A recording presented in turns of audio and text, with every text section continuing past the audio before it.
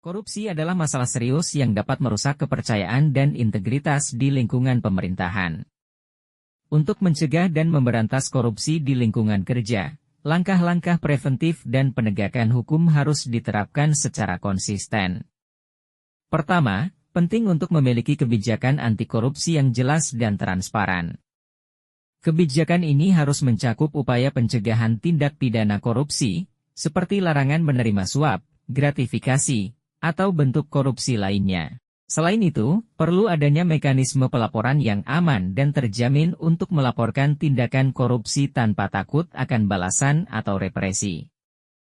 Kedua, penting juga untuk memberikan pelatihan dan sosialisasi kepada seluruh ASN tentang bahaya korupsi dan konsekuensinya. Dengan meningkatkan kesadaran akan dampak negatif korupsi, diharapkan ASN akan lebih waspada dan tidak tergoda untuk terlibat dalam praktik korupsi.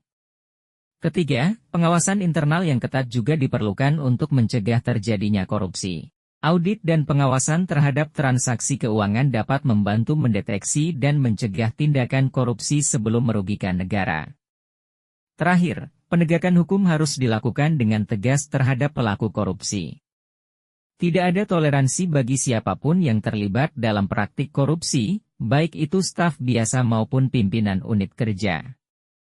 Hukuman yang tegas dan adil harus diberikan sebagai bentuk sinyal bahwa korupsi tidak akan ditoleransi dalam lingkungan pemerintahan. Dengan menerapkan langkah-langkah preventif dan penegakan hukum yang konsisten, diharapkan korupsi dapat dicegah dan diberantas di lingkungan pemerintahan. Semua pihak harus bekerja sama dan bertanggung jawab untuk menciptakan lingkungan pemerintah yang bersih dan bebas dari korupsi.